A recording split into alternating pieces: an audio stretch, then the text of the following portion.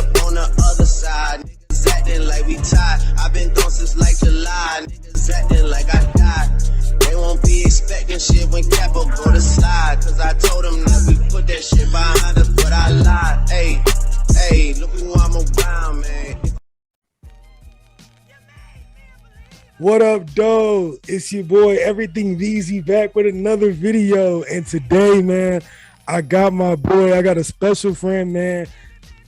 Somebody that actually, super down to earth, man. Especially like considering who he is, y'all be like really shocked to know how down to earth my dog really is. We met in Spanish class. You know what I'm saying? We met in Spanish class. We was super goofy, man, and we always just crack jokes together. Dude was a vibe from this jump, and really, you know what I'm saying? We met from there. I found out he played basketball. I had no idea. We was just so cool, and yeah, man. Without further ado, it's my boy Eron Gordon, EG, man. How you doing, bro? Pretty good, man. Glad to be on here. Heck yeah, man. Appreciate you having you, because right now it is definitely late, and you play D1 basketball, so I already know how that grind goes. You know what I'm saying? And you were at my previous school, Valparaiso University, which I transferred from, but definitely had to stay in contact. You know what I'm saying? And don't be fooled. I still be checking them box scores, bro. I still be keeping updated, making sure my guys doing what they doing, man. But getting straight into it, man, with early age sports. So growing up, like, what sports did you play growing up? Like, was it just basketball or like? Yeah, so for me, I grew up only playing basketball, and obviously sports have changed a lot over the course of, 10 to 15 years. Obviously, for most of you don't know, I have two brothers who play professional basketball. My brother Evan plays in the CBA, which is a Chinese Basketball Association. And my brother Eric plays for the Houston Rockets in the NBA. So, just having those two guys just mentor me, and that's something that I've always wanted to do, is just play basketball. So growing up, I only played basketball. A lot of people, would have thought that I played different sports. I did, kind of do a little bit of track in middle school, but that was only, just for fun. We went to like maybe about 4 or 5, meets, but nothing serious. Basketball is the only thing I really got serious in. When you was in track, what did you run? Like, were you only doing like the 100, or you were actually doing like distance? That's the thing. I did a relay, 4x100, and then I did high jump. Oh, so yeah, that makes sense. I mean, you got bounce. You know what I'm saying? Yeah, because I had my middle school high jump record. Oh man, that's actually pretty cool. Yeah, that's what's up. That is what's up for sure, bro. Yeah, I'm about to say, I tried high jump and I tried the pole vault, but two things were wrong. Number one, I didn't have bounce. And I got laughed at, and then number two, I tried pole vault, but they had a weight limit, and I didn't know that. So I was like, man, that kind of sucks. That kind of sucks. But that's what's up. That's actually really cool. So with both of your brothers, playing at the professional level, one in China, one in the league right now, was it super competitive in the household when it came to playing? Yeah, they're actually quite a bit older than me. My brother Evan is 6 years older. My other brother Eric is 9 years older. Okay. So growing up, I would say that it was definitely, pretty competitive, like how you would probably think, but not crazy competitive. Okay. We were always, just really supporting each other. Yeah. And I think that we kind of feed off each other. I mean, we talk after a lot of the games. We talk about a lot of life things, but I think, we've always done a really good job of, competing to help each other. So, I would say when we were, I would say when everyone was in school, there was a little bit of competition, but as we've gotten a little bit older, when Eric got to the NBA and when Evan was in college, I think we started to build that bond, since we didn't see each other quite as much as we used to. Yeah. How was that, with everybody being in the household? Because I know me, like, I always, it's just me and my sister. But I know, like, when I went off to college, it was definitely hard for her. And then even me, because it's like that person you grow up with or just used to seeing every day. And next, they're at certain levels or they're traveling, especially with like D1 basketball schedules. And then your brother, Evan, you said is in China. So, you know what I'm saying? So trying to figure out that balance of how to talk to each other. How was that, working on that? Yeah, obviously it's always, really hard. And, I think, to do stuff like that, you have to go out your way. And, we've never really just set out towns. We just try to just stay in constant communication. We've had a family group chat for, years now. So, just, contacting each other in there. just sharing things, sharing pictures, sharing different things that we do as a family. That's just something that has always, stuck with us and something that we're going to keep doing. So that's how we, contact each other for the most part. And we game a little bit. We get on that PlayStation. So, we play a little bit of Call of Duty and, we vibe like that. Oh, that's what's up. That's what's up. That's actually really cool because we definitely gonna get into your gaming too, bro. Because you be definitely doing your thing. So we got to get into that for sure. So you did touch on like things are different now when it comes to athletics and like, kids playing multiple sports. So with the fact that you started off with basketball really at a young age, what age did you really realize that you wanted to take it like to a serious level? It's like the next level. Honestly, as early as I can remember. Okay. My dad was a player who, when he played back in the day, he didn't get drafted, but he went through a long process. He tried out with some NBA teams. He had a ton of overseas opportunity, but he obviously it wasn't like how it is now, to where there's the TBL, the G League, the TBT. There wasn't all those different things here, and the ABA had just shut down, so. Obviously, back then it was kind of NBA or bust, and there was at that time there's only 14 teams in the NBA, so it wasn't 30 teams. There just wasn't as many spots, so he kind of just was like, okay, I want to just get my life started. So from then on, he kind of just instilled that with us. So I think a lot of times, a lot of kids, these days are, really, they're really dialed into one sport because it gets really hard now because it's you get that edge on other people. And I would tell people, either way is good. I would just say stay active. Whether you're playing another sport, I don't think that there's a right way to do it. I commend people who want to play football and basketball and soccer. I don't think any of those sports are bad for one another. I think that doing all of them is actually just as good for you as well. Yeah, I definitely want to second off that because when it comes to sports, a lot of people are like kind of forced to be put in a box, especially when you're at like the highest level. And then you get like certain athletes, like for instance, like a Patrick Mahomes that was getting drafted in baseball, but was also one to look at football. That even happened with, I think, Drew Henson, I think, that used to play for Michigan, and even Russell Wilson, things like that, where, you're forced to make a decision. But I believe that it's actually good to kind of do multi-sports because I believe I saw a study where it was like the athletes that do multi-sports, they're using different movements because when your body does the same movement over and over again, you're more prone to injury. So, it's definitely a good thing to do those multiple sports. So you doing track those years definitely probably helped you out with flexibility, helped you run up and down the court, get more wind up, even though I don't know how you run for fun. You know what I'm saying? That was never my thing. You know what I'm saying? I did track and my thing was basically throwing, and my dad forced me to do the 100, and I only went to the sprinting practices when we were doing like 100 meters and under. Anytime it was anything else, I would just go throw. Like I was just like, I'm gone. Yeah. But growing up, did you ever feel like discouraged? Like when you got to a certain age, you were seeing certain competition, or did you ever feel discouraged, or were you in a spot like recruiting wise maybe? I would say honestly, I never felt really discouraged. I was blessed to have offers when I was actually in 8th grade. So I never really felt, discouraged from the game.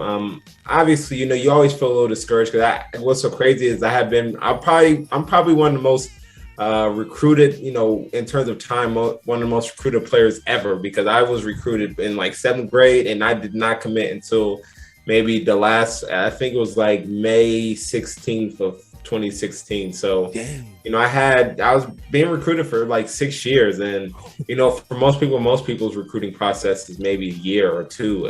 3 is really pushing it. So to be recruited for that long by all those different schools and universities, if anything, it became a little bit harder to juggle than to kind of be let down. So I think that's more of a struggle in my personal life. Obviously everyone has their own journey, but in my personal life, I think it was harder to juggle all those things while going to school, while focusing on basketball and doing all those things. Yeah, definitely. And for getting recruited that young, do you think like you definitely had like a bullseye on you? Like people were coming to the games like, oh yeah, I'm checking Eron. Like, let's go. Like, you know what I'm saying? They pounding the floor. They trying to guard you full court press from the jump.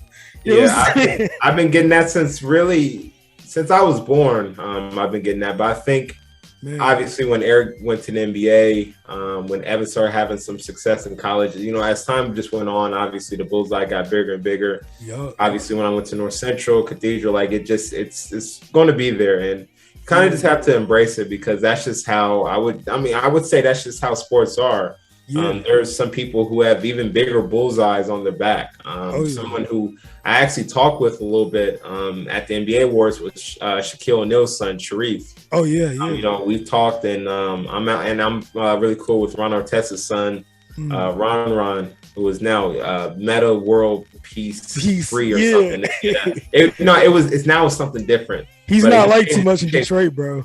Yeah. I definitely see why.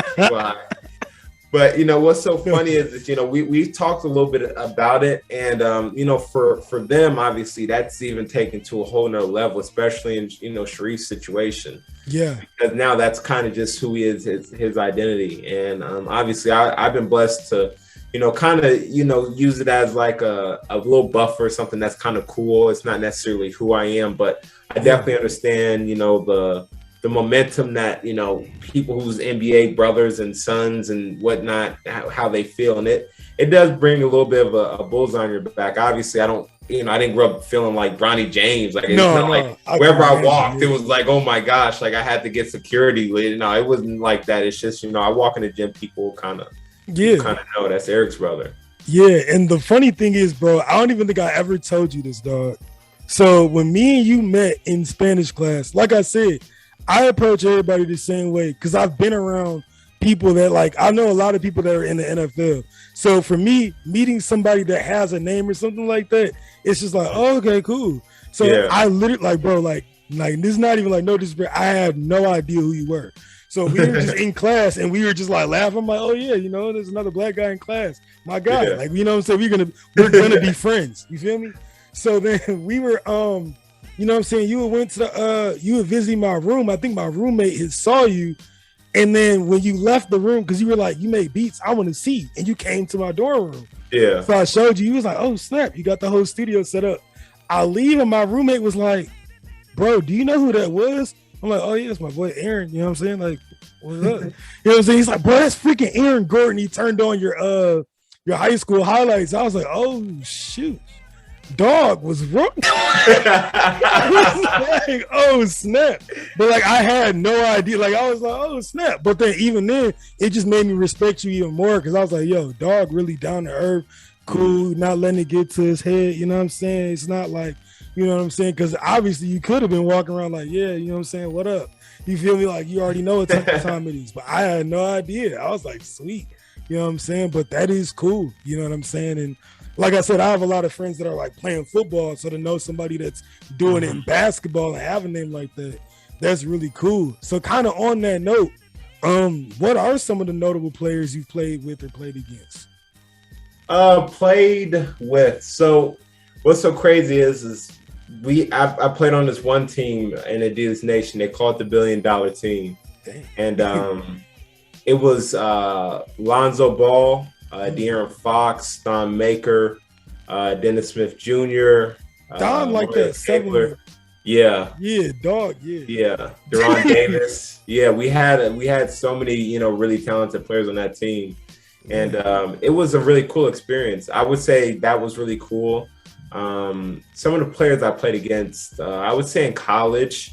My first conference game, I got to guard Josh Hart, which was really cool. Oh, yeah. That Villanova team and Jalen Brunson. Okay. I would say, though, in terms of best team that I played with, I would say, them and then played against. I mean, obviously that Nova team is, going to go down as possibly the greatest college team ever for men's basketball. So big facts. They went through the tournament and didn't lose it. They didn't they didn't have a game that came within 20 points. So they were. I don't think that happened anymore. Heck yeah, they were balling. They were balling for sure, man. But that's really dope. You got to be around that kind of energy. You know what I'm saying? That's a test to what you did on the court. So you know what I'm saying. Definitely kudos to you for doing your thing and balling out. Sure. So now let's get off the court a little bit. You know what I'm saying? So let's say we've seen players like LeBron. We got Wade, Steph, Kyrie, and many others that have like talked about like social justice issues and like also like a lot of like community service. What impact does that have on you as a player? Like, how does that, really, resonate with you? Well, for me, I've always been the type of person, I've always believed in like what you're calling, especially when it comes to off the court. And for me, I think it's the youth, because that's how I was impacted. So for me, being able to go back into the communities, not just my school, but to other communities, I'm actually going to speak to a IPS school, and that will be the Indianapolis Public School, for some people who don't know, that aren't in the, around here, because, that's how it is. And all the big schools, they just put the public school system after. Right. But, I just wanted to go and talk to them because my friend Nashawn, she works there, and I'm planning on doing that right after the season. I spoke at my aunt's school.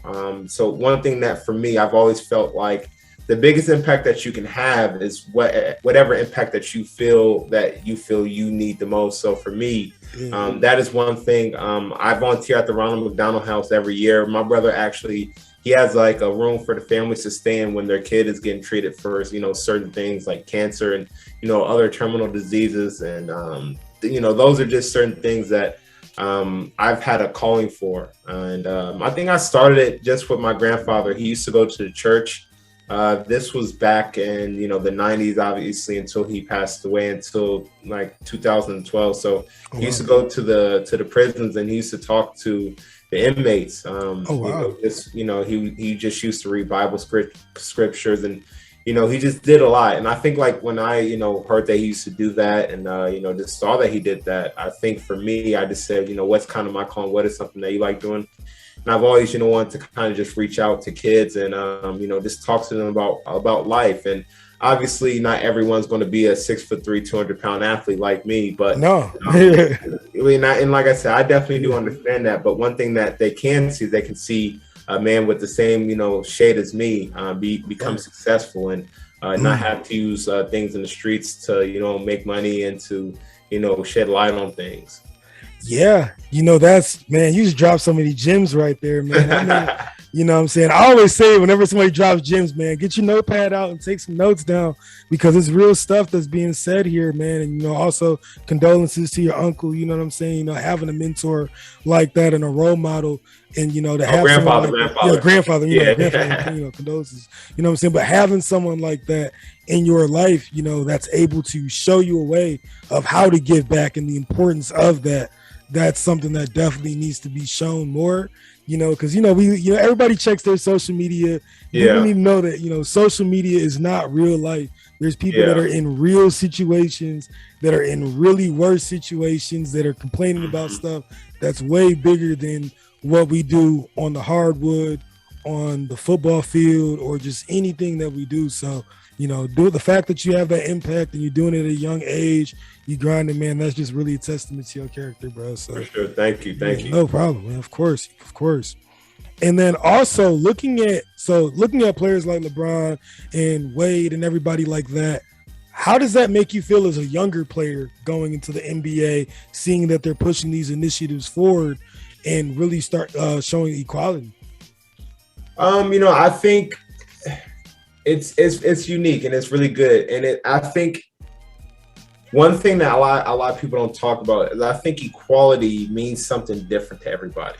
And a lot of people don't really talk about that. I think a lot of people think equality is just whether it be gay rights or, no racial issue, whatever the case may be, but it's equality for understanding, for just equality all around, just certain things, injustices everywhere, certain things just being done right. And I think when everyone understands what the true meaning of equality is, I think things will, go a lot smoother. And obviously you're always going to have things that are going to be shed a light on towards certain things, but equality is just really about accepting and understanding what privileges everyone has being an American. Yeah. 100%. I also look at it, I would add to that too, like opportunity, like with the privileges, I would also add like the word like opportunity, you know what I'm saying? Like looking for like, maybe not, that's, like equal opportunity, like trying to make aware that you do have biases. You know what I'm saying? Yeah. Because the more alike someone is, so for instance, me and you can relate because we're both African American. We have a bias in that way. But also me and you can't relate because you're 6'3" and I'm 5'8". So you might have a certain bias like that in taking somebody on a basketball team. Like if we were playing 5-on-5 runs right now, you probably don't want somebody 5'8" playing center. You know what I'm saying? Like that's just the truth. So you have to look at those, equal opportunities and biases. And you know what I'm saying? So we have to look at that as well. It's kind of a funny, way to, example, but no, it's a real example. Yeah, but it's real. You know what I'm saying? Mm-hmm. So let's look into your YouTube, bro. So this is something about you that I found out that honestly, I actually look up to you in this way because, you are older than me. So, I call you, you know what I'm saying? Anybody that's older than me that's doing good stuff and I want to be around, I immediately call him big bro. So, dog, I just want to break this down for you because I don't know if you ever like really broke it down, right? Mm-hmm. So you have your Eron Gordon channel, 1.67K subs, 660 videos. Yeah. Eron Gordon TV, 300 subs, 74 videos. Mm-hmm. Eron Gordon podcast, 97 subs, 95 videos. Mm-hmm. And then you have Eron Gordon Gaming, 78 subs, 455 videos. Mm-hmm. You a grinder, bro. Yeah. You a grinder, man. And I commend you on, you know what I'm saying? Because number one, I see the subs, especially on the Eron Gordon channel, I see the 1.67K.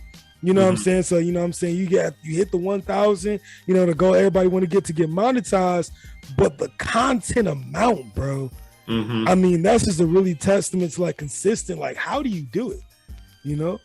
Well, I treat it, see, some people think you have to treat things like a job, but I treat it as just like a daily regimen. Mm-hmm. For me, I've never felt like this is kind of like work. It's always kind of fun. Yeah. And that's kind of just the hardest thing I think about YouTube is that you kind of don't ever want it to get to the point where it feels like work, even though it's kind of like your job eventually, especially if you begin to do well and all that other stuff. But YouTube should definitely be fun because that's what it's created for. And I think for me, certain things just like live streaming, I'm just playing a video game. Those are certain things that I try to tell a lot of people.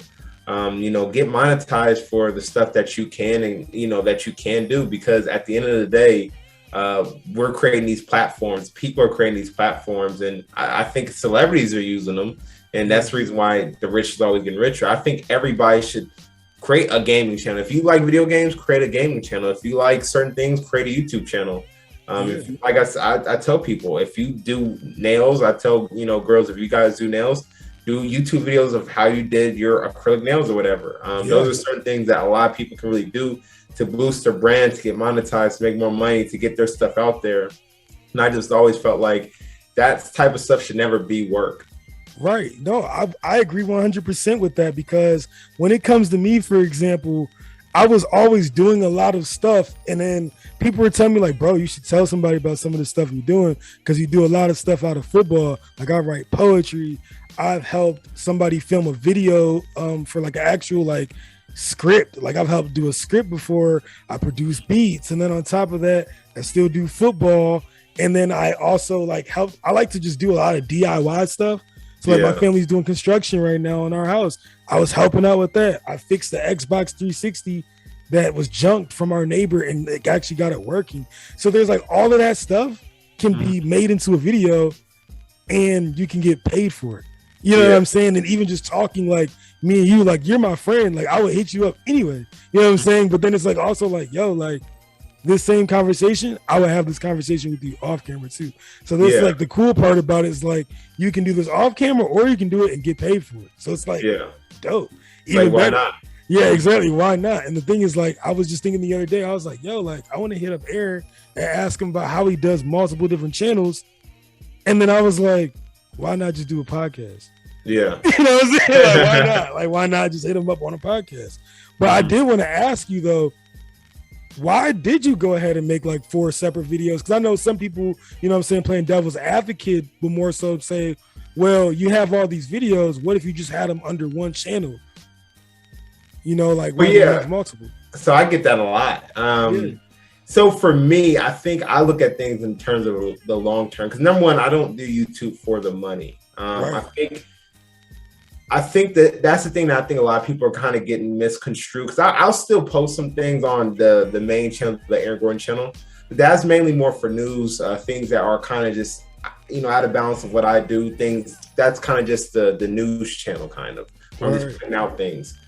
But I think that for me, like my Eron Gordon TV, that's kind of just my life. And I think that I want all those channels to just grow and be their own kind of thing. Something that, because not everyone's going to really want to watch my gaming on my YouTube channel that's on Eron Gordon TV, or not everyone's going to want to listen to a podcast on the Eron Gordon Gaming. I just think that having those two things, for me, it matters a lot, having all four of those different things. So then it also diverts to who I am. And I think that it creates a better atmosphere for the viewers as well. Yeah, I agree with that 100%, bro, because when it came from me, I have two separate channels for a reason of creativity. Because I was getting a lot of views on my beat channel, and I was making Detroit type beats, and I was getting a lot of views on that. And I started posting like my D3 day in the life, on there. And then people were just like kind of confused, just like, why would you throw that on there? But for me too, in order to stay creative, I was just like, okay, I want another channel because I want to just call this Everything Deezy. Like, this is just everything. And then on there, I'll have like different stuff on there. And then my music channel, I'll just keep that music because that's more for like business. So for me, in a way, it's almost like it helps me be creative, because it's just like, oh, I want to do this today. This is going to go on Everything Deezy. Or, okay, I'm making my beats. I can keep them separate. That way I'm not feeling like I'm like overloading myself and trying to like force stuff that's not there. So I was like, because I was wondering like if it was like the same kind of thing where it's like, is it a creative thing why you did separate channels, or is that's you wanted separate? The main way. I think that's the main thing. I think for me, I just wanted them to have their own identity and for them to grow accordingly. Because that's one thing like, if you noticed, I normally don't really go on the whole tangent on social media. Go follow my YouTube, because I want people to fall in love with my content. Because I have 10,000 followers on Instagram. I have 11,000 going on 12,000 followers on LinkedIn. So I could push it, Jen, and be like, follow me here, follow me there, but that's not really going to do anything just because you need actual viewership. You need to have people who fall in love with your content. It's not necessarily just your followers and whatever. The same thing, people should know that on Instagram too. It's not about your followers, it's about content. It's about how many likes you get, your engagement, clicks, and everything. It's actually really funny that you mentioned the posting your content on your Instagram, because one thing I have noticed this, and people that watch this are probably people that follow me on Instagram or that know me off camera and stuff too. It's funny because I did notice when I posted my podcast video on my Instagram, it only got like 30 likes. You know what I'm saying? And I'll average almost 300 on a regular picture. You know what I'm saying? But then I noticed whenever I post like content, it didn't get as many likes. And I feel like that's because each and every social media wants something from you. So like, for instance, your Instagram, they'll probably be like, okay, we want basketball player EG. We want NIL EG. We want, model EG with the beard. You know what I'm saying? We want that. Hey, your beard game be on heat, bro. I gotta get with you off camera about the beard stuff. We gonna talk about that. For sure. But we want that kind of EG, where your YouTube wants the video game EG. They want the podcast EG. You know what I'm saying? So it's just seeing what different, and then LinkedIn obviously is more business, social outreach, the community outreach. So I feel like each different social media platform wants something from you in terms of the engagement of your audience. You know what I'm saying? So I feel like it's definitely cool that you look at it that way too, and you definitely do that. That's cool. I didn't have no idea. For sure. Yeah. See, that's something like, you know what I'm saying? Like I said, I know you, so it's like I know we right here with it. Yeah. But I feel like people probably wouldn't know how well versed you were if they just looked at you from one aspect of basketball. That's why you're so interesting. And I wanted to interview you because I was like, bro, it's hip to so much that I know people are not on to yet. So y'all definitely gotta hear from him. So Sure. after this, so what's next for Eron Gordon? You know, what can we expect in the future as future subscribers, fans, and observers? You know, what can we expect from you? So I got a little bit of everything, especially when you talk about my YouTube channel. I got some good stuff coming up. So I kind of can't share everything, but I will be doing a docu-series of my life. Okay. I will be signing a professional contract, but I have to wait for the school year to end before I do that. But I will be doing kind of like a docu-series on my Eron Gordon TV channel. I'm actually thinking about trying to pitch it to, kind of a streaming service like a Netflix or Hulu, but, that would have to probably wait. So that's some, big news. But like I said, it's still here or there. So that stuff can take a little bit of time, but that's going to be in probably about, 3 months or so. I'm also trying to have a gaming tournament for my gaming channel, trying to just live stream that. Trying to get some people on, but more time than not, it's probably going to have to be held electronically. I kind of wanted it to be in person, but I think it's going to be hard here in the next month or two. I need to see how this COVID stuff dies down and everything. And then I would say for my podcast, just be on the lookout. I'm trying to get some more people. I've reached out to a lot of athletes at Valpo, especially just. Things just winding down and a lot of people graduating. So be on the lookout for that too. Yeah, definitely, man. That sounds amazing, bro. Professional career. Definitely want to applaud you on that, bro. Super excited for you. I'm definitely going to make sure I follow that, man. Because one thing about me is like, even though I'm kind of an out the way person a little bit, you know what I'm saying? I don't know why. It's just kind of always been me. I'll be out the way. But people that I'm really like cool with and stuff like that, even if I don't talk to them necessarily as much, I'm always posting. Like, you'll be shocked. Like, bro, I'll be really tapped in. You know what I'm saying? At Valpo, you know what I'm saying? With my Valpo guys, whenever Valpo football was playing, I was always checking in. What Deuce did, what Cam did, what Trey did. You know what I'm saying? Looking at basketball, how Aaron looking. You know what I'm saying? I'll check in for sure. Like, I even made sure, like, even when I was traveling, I made sure I had that ESPN Plus. You know what I'm saying? Making sure I'm seeing my guys and what they doing, bro. So, man, I'm super excited to hear about the professional career. Super excited to hear about what you're doing with the channels. With the professional career too. Them vlogs about to be crazy. Yeah, I think that's one thing. Yeah, I think that's one thing that can really change the game for me. Obviously, with college, there's only so much you can and can't film. But as a professional career, obviously, I mean that's what you get paid for to do. So things would definitely. Turn up a little bit more in terms of, day in the life. Obviously, I'm going to have a lot more free time. I'm not going to have to be writing a page at, 9 o'clock at night and then rushing over here to do a podcast. So I have a lot more time and stuff to do things. So that should definitely be a lot better. Yeah, definitely. And all right, so for the 5 funny but fire questions. So these you can answer fast or slow, depending on how you want to answer them. All right, so for the first question. In a game of one-on-one, how bad do you think you will beat me? Really bad. I'm about to say, yeah.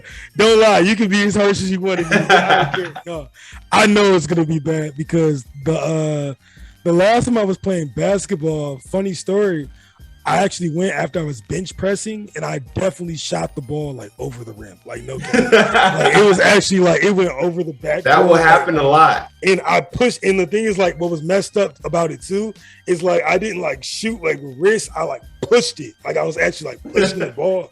Like it's just all bad right now. My jump shot's so messed up from football. It's all bad. All right, so second question.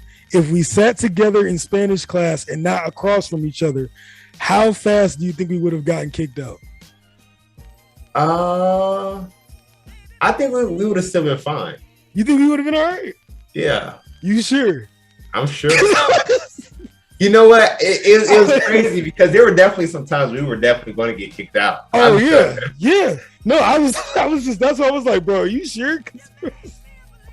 That's a hard question. And you know what? For me, I think because Taylor was in there too. Right. Exactly. And I think that he was like the one that made sure we didn't go too far.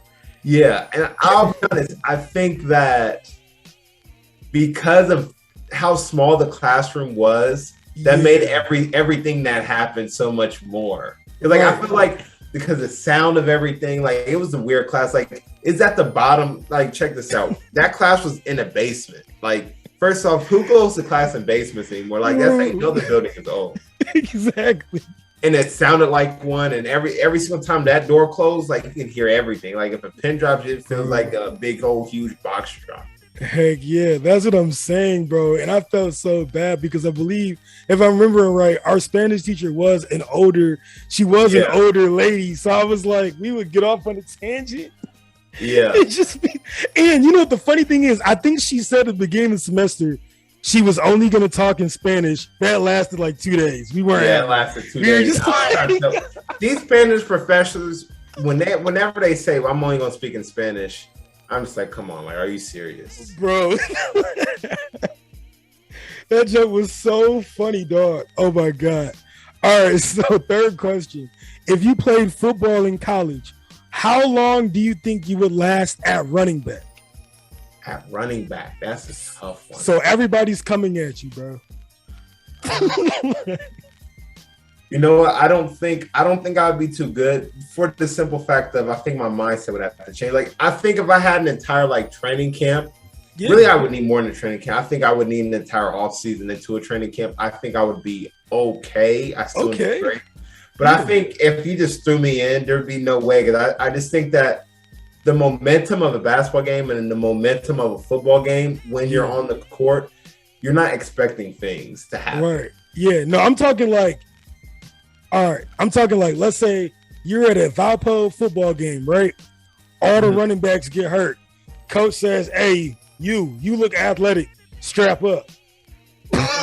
Yeah, I don't think I would be too good. I honestly don't. And it's not. I don't think it has anything to do with physical or really physical toughness. I think it would have to do with just the mental gap between playing football and basketball. Because I would say that the same way about basketball players. I mean, football players playing basketball. I just think that the up and down. Yeah. See, here's the thing that I try to tell people. Basketball and football are two very different sports. Even though the athletes are still super mega athletes, and those are the two best athletes on the planet, the mind frame, and that's what gets you, because basketball is a much more explosive, dynamic, jumping, lunging sport. Football is more of a brute strength, bam, now you rest. Bam. Like you have to be ready to hit. You have to be ready for a confrontation every single time. And one thing about football that you can't do in basketball is you can't let your guard down in football. In basketball, that's the thing. You know, there's no play where you just kind of like, oh, you're jogging through. In basketball, you can, but you do have to be aware of certain things. Yeah, it's funny you mentioned that because I actually have a video that's going to drop before this video, and it's going to talk about my welcome to college moment. I don't know if you remember Turtle. I don't know if you remember him. But he actually, I'm gonna just go ahead and say his name, Shannon Turtle Lally, I think it was. He was a black dude from Chicago. Yeah, he gave me a concussion my freshman year at Valpo. Yeah, he knocked me clean out. Like I was out, like smelling salts, all that. Like I was out. Yeah, like I thought I had, like, and it was like our third day at camp, bro. Like I thought I had it. It was not clean out. So it's definitely rough, bro. You know what I'm saying? And the only reason why I know I got knocked out it's because I saw the film. Like it was like that. Like I was like, oh yeah, because I was like, what happened? And they're like, oh yeah, you got knocked out. Yeah. So I was like, yeah, that stuff can be kind of rough. Oh yeah, but it's all good though. I mean, we still here, we still grinding. Okay, so fourth question: if you and your brother Eric took turns trying to dunk on each other right now, who would be the first to get dunked on, and how bad would it be? I would say Eric probably dunk on me because Eric's heavy. See, I'm heavy too for guard. I'm pretty heavy. See, because I'm through that 200-pound threshold. Okay. But Eric is 230, 235. So this is like I think and Eric's vertical is pretty good. So I would say Eric would definitely get me. Okay. But I don't think it'd be that bad because I just think I know how to go after the block. So he would definitely dunk before I dunked on him. Okay, so but it wouldn't be like freaking like, oh, the horror, like everybody like, oh, nah, because I know how to block shots. I know how to avoid those situations. Yeah, we don't want none of those. You know what I'm saying? I played enough basketball to avoid those situations. That's good because I've been dunked on before. That's that's bad. If I played basketball right now on your team, what do you think would be likely to happen to me first? All right, so there's 4 options. Either 1, I get a tech. 2, I foul out. 3, I get dunked on. Or 4, I shoot an air ball. So if you were to be on our team, for you to shoot an air ball, you would have to be in at the end of the game, and our coach would have to really push you to shoot. I would say that'd be the first one. I think... you just roasted the heck out of me. Why you say you'd have to be in at the end of the game? Like, possibly, because it's hard. No, I'll tell you this much: it's hard because I think one thing that people don't understand is like once you get into a rhythm, a game like a basketball game, especially in college, it's not that fast when you're in the rhythm of the game. But when you first sub in, especially like when the walk-ons they come in at the end of the game, like people are like, "Oh man," I'm like, some of those walk-ons are really, really good players. Yeah, they're just coming in after sitting for 40 minutes, and guys have been moving up and down for 40 minutes. They're already hot. So sometimes you get in and guys are just moving super, super fast, and you're feeling like they're like Sonic. You know, you feel like everyone's Sonic. And then it's just like it takes you a lot of time to get in that rhythm and flow of the game. So I just think that would probably happen to you first at all those. That I would shoot an air ball? Yeah, I think you shoot an air ball before anything else happens. I appreciate you get dunked on. Possibly, because I think like if the opposing coach, like if you got into like the heat, I think it depends on when you got in. If you got into it at the heat of the game, I think a coach would see you and he would say, "Okay, we gonna set him up. Football player. Let's get it right here. Let's back cut and just go up and just dunk." You know. You know what's funny? You really just described how I actually got dunked on in a league, which is really messed up. Because I swear to God, that's exactly what happened, bro. On my mama, I'm lying. If I'm lying, bro, I was playing basketball and we were in the 6th grade, and my AAU coach. First of all, I don't know why he thought I could play. Well, I know why. I'm not going to say it, but I'm gonna just say this. I was in the suburbs, and they thought I could play basketball. I'm gonna just put it like that. So, if you get where I'm going, So I was in the 6th grade, and this man, like I said, you were getting recruited in the 8th grade, bro. So you was with some hoopers then. They put us in a tournament, and when we were in the 6th grade, against it was like 15U in the AAU, so 9th grade. And so 9th graders. And bro, I kid you not, bro, this kid, like I said, they called it the dude freaking back cut, and all I saw was his belly button like at my neck. And like bro just went up like freaking LeBron and just like no kidding. And then he was talking so much trash. I actually left. I literally left. Like I'm not even joking. No cap, I left. Because I was just like, this has never happened to me again. Like, I'm done. Like I can't do it. Like that was just so bad, bro. But it's funny you said that. He's like, yeah, you just back cut and then we'll probably set you up. I'm like, yeah. I mean, those are things that happen. You know, when guys aren't necessarily in the flow of the game, the back cut is where a lot of people will get you. If you're not in that rhythm and flow of the game, rhythm and flow are a lot in basketball. Yeah, that's dope, man. Mm-hmm. Well, hey, man, you know, this is the outro portion. So anything you wanted to shout out real quick, go ahead and shout it out, man. All right, shout out to just my YouTube channels. You know, normally I go on a long tangent, but I'm just say follow Eron Gordon TV. That's ERON GORDON TV on YouTube. Yeah, yes, sir. Well, once again, man, I appreciate having you, man. I know I kind of been out the way. I had a crazy semester, so I haven't been able to hit nobody up. So I'll definitely make sure I stay in touch, and I'm going to definitely follow up. Make sure I'm, you know what I'm saying, checking up on you, seeing how you doing, dog. Because I want to see all my dogs win. For sure, especially now I'm back home. I can actually hit people up. I don't have to be on freaking grind mode as much as I was. So definitely glad to see you still flourishing, doing your thing, and got great things coming, man. You too, man. Yeah, blessings, bro, blessings. But with that being said, man, what it is, what it ain't, it's your boy, Everything Deezy, man, with another video. Peace, man.